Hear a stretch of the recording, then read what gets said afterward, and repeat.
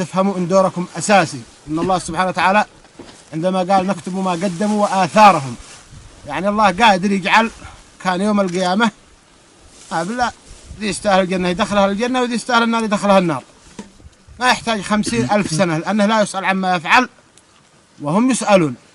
مثلا يقول ليش يا ربي حاسبتني؟ لا، هو جعل يوم مقدار 50,000 سنه، يقول كل واحد مننا يرى آثار عمله. أنت كمجاهد كمرابط في الجبهة، الناس عند نسوانهم في الأعياد في بيوتهم في ذا، لكن ما محمل الأجر العظيم عند الله سبحانه وتعالى. أنت ترى كيف كان أثر مرابطتك. افرض أنك ضويت أنت في العيد، ولا أنك يعني حصل خلل، ولا قدر الله، ولا ضعف في إيمانك ولا في صبرك ودخل العدو، وش بيحصل؟ بيحصل قتل للنساء، انتهاك للأعراض، احتلال للأرض، انت يعني نهب للأموال، كل الجرائم بيرتكبوها بحق الناس، وجاء وانت شريك في كل هذه الجرائم.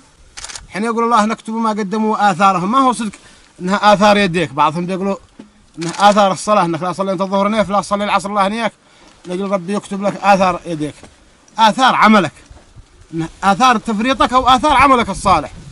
قلنا عندما قال الله 50,000 سنة ورجع أنت مرابط صابر تاعب مضحي، يعني الثمرة هي الآن احنا بنقطف ثمرة دماء الشهداء، النصر، العزة، الرفعة، الكرامة.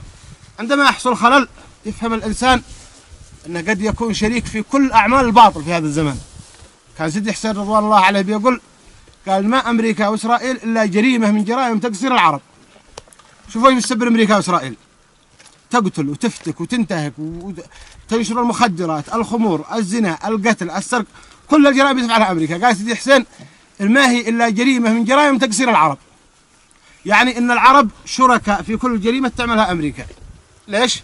لأن الله كان ممكنهم، ما مات رسول الله صلى الله عليه وعلى آله إلا قد طهر الأرض من الفرس ومن الروم ومن اليهود ومن المشركين، يعني وقد أقام أعظم دولة إسلامية في ذلك العصر، وأزاح الدول الكبرى من قبلها. يعني لو أن المسلمين تحركوا على ما تحرك به رسول الله لكان الإسلام هو السائد في الدنيا ذا الحين، لكن رجع المسلمين تخاذلوا وفرطوا وقصروا بعد رسول الله، فعاد اليهود من جديد وعادت أمريكا وإسرائيل من جديد، فكل ما تعمله أمريكا وإسرائيل الناس شركاء فيه.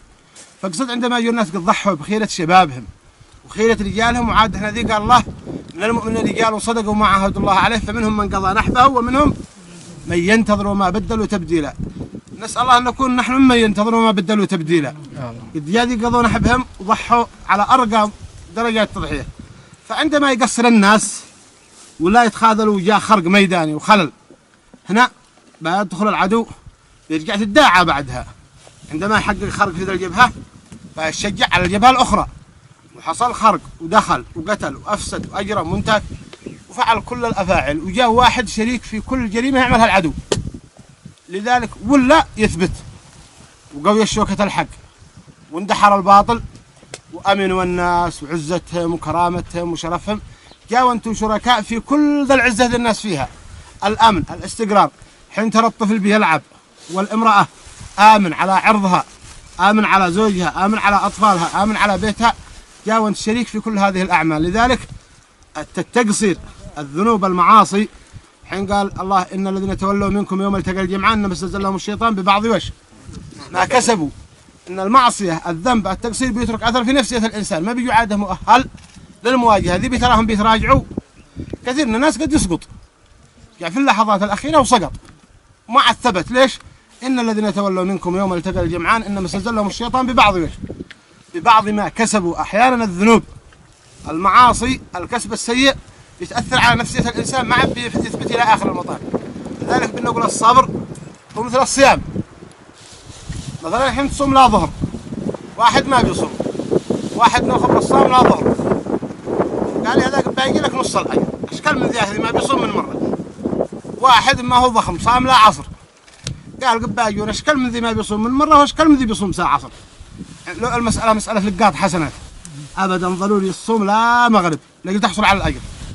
ولا واحد صلى الظهر 2 ولا هو وقت قصر، واحد ما صلى قال راح 2 قد أنا أجمل من ذي ما بيصلي، يعني قد باقي ما هي سابر. لذلك الصبر ما القضية هنا لقاط حسنات، الصبر هو عبادة.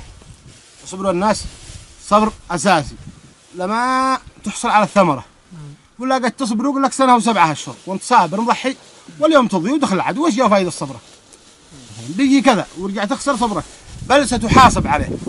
صبرنا صبرنا الكثير. الله سبحانه وتعالى بتلحظ قال ما بل الصابرين ذي ما حل حد يجازيهم إلا أنا، إنما يوفى الصابرون أجرهم بغير حساب.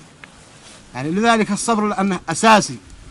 لذلك إحنا معنا نعمة ذا السلاح، مثلا هم كما صنعوا السلاح بيحتاجوا يخفوا نقاط الضعف حقه، والعدو الثاني يحتاج يدور لنقاط الضعف حق السلاح لأنه يستطيع يصنع عليهم ضاد. لذلك مثلا بعد الحظ كل طراز من السلاح كل دولة بتخفيه على الأخرى حتى لا تستطيع، حتى مثلا الحين تبيع أمريكا من إسرائيل بتمنع أنها تخبر للروسيين، لأن الروسيين لا يصنعوا عليه شيء مثلا، وهكذا. إلا إحنا ذي معنى سلاح نخبر به هو الصبر.